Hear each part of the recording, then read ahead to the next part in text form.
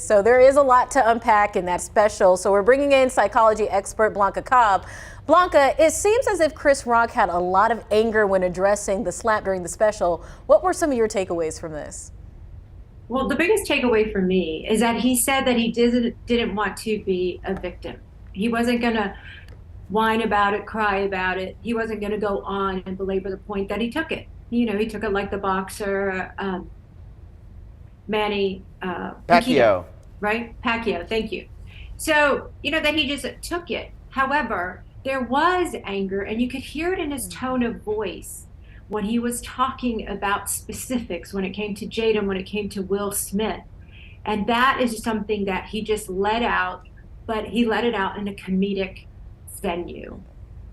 What would be your take on Rock's perception of the situation that led up to the slap and afterwards? Well, even though he doesn't want to be perceived as a victim, he still took his shots. He talked about that pain. It was more than physical pain, although that was the punchline for him during the special. But there was an emotional pain, like I talked about, with that anger that he still has. And then he took the pot shot that's saying that he was better than, because he didn't fight back. He took it. He just stood there.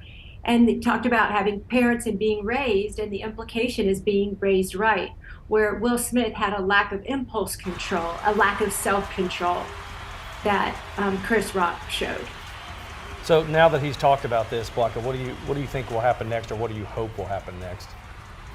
I think people always talk about healing, and there's a possibility of healing, and we don't know, or we may never know if they actually talk about it. But when you come to healing a relationship or a friendship, respect has to be part of that equation. And for someone to strike you and hit you or be violent against you, that shows a lack of respect. And that's one of the fundamental characteristics of a friendship.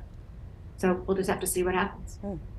I mean, for me, I think he did the right thing. I think taking it and then just saying, that was a mistake, but I'm not going to make the same mistake. I'm going to let it go and move on. I think he did too, because I don't even want to think about what would have happened if he fought back. That just would have been a terrible situation.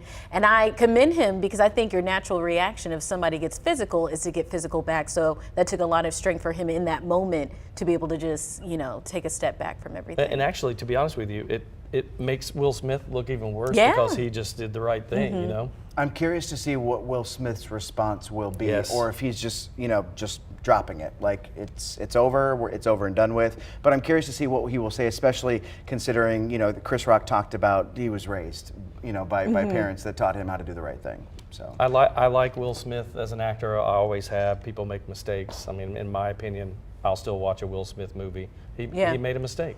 Yep. All right. Yeah. Well, Blanca, we do appreciate your insight. You can continue the conversation with her on her Facebook page. Just search Blanca Cobb, body language expert.